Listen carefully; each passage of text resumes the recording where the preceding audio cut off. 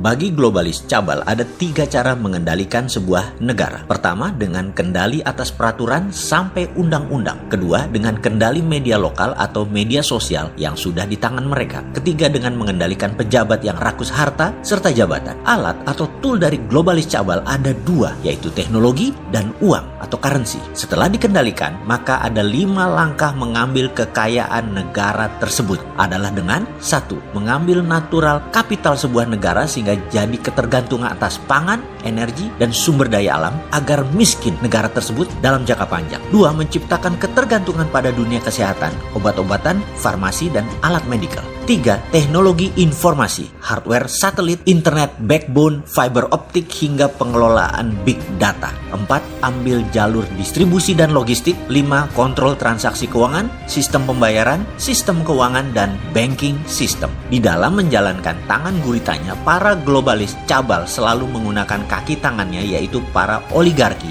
di sebuah negara sebagai mitra globalis. Cara ini mempercepat kendali atas sebuah wilayah atau negara. Lalu, ada lagi senjata tekan mereka, yaitu kendali sistem keuangan dan uangnya atau investasi. Efek ini membuat banyak negara terkunci, tak berkutik. Juga manusia di dunia ini ternyata hanya 7% yang bisa meminjam uang di bank karena jaminannya harus lebih besar daripada pinjamannya. Kemudian hanya 30% manusia di dunia ini yang mempunyai tabungan di bank. Sisanya tak ada akses keuangan. Langkah berikutnya adalah membuat strategi agar manusia terjerat keuangannya dengan sistem menggunakan uang di muka yang ditarik sekarang untuk kebutuhan konsumsi dengan kredit card dan pinjaman online fintech lending. Sebelum COVID dijalankan oleh mereka, para globalis cabal ini, fintech dan kartu kredit pasti disebar gila-gilaan agar banyak yang pakai dan sudah mulai mencicil bayarannya. Lalu dibikin banyak yang tidak kuat. Lihat 3 bulan dari sekarang, September tahun ini misalnya, banyak yang akan menjerit kejepit hutang. Ini strategi membuat manusia di piramida di bawah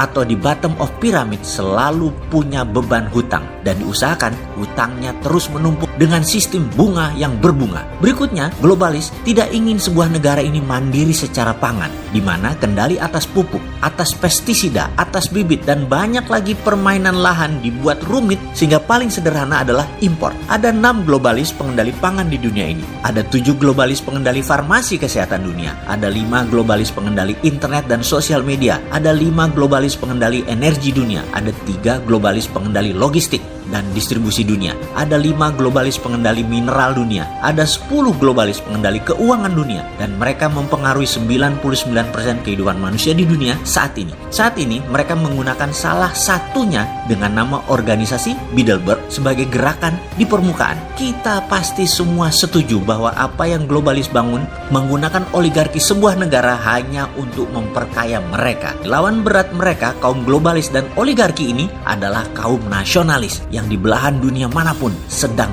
terjepit. Seperti misalnya di Iran, Turki adalah contoh negara nasionalis yang lama ditekan. Lalu ada manusia aneh macam Trump yang ingin mengendalikan Amerika bertaring sekali lagi seperti zaman Ronald Reagan. Amerika zaman Ronald Reagan mengalahkan Soviet dan pegang kendali dunia secara utuh. Inilah yang akan dilakukan Trump saat ini. Hajar globalis, hajar komunis Tiongkok. Amerika harus kembali bertaring. Kalau dulu komunisnya Soviet dan globalis masih main di dalam Amerika, sejak 2 tahun lalu globalis mulai gerah dengan polahnya Trump. Dalam 3 tahun ini dunia dibuat compang-camping oleh Trump. Maka disinilah Indonesia harus bermain cantik. Indonesia harus baca kekuatan lawan, baca langkah lawan, cari kelemahan lawan, cari kelemahan Tiongkok, cari kelemahan Amerika, cari kelemahan globalis. Secara ekonomi kita harus atur strategi. Sayang kalau peluang seperti ini saat dunia lagi kacau, Indonesia tidak bisa bermain dan tidak ambil peluang. Saya gregetan banget dengan pejabat yang tidak melihat semua ini sebagai peluang membuat Indonesia berdaulat.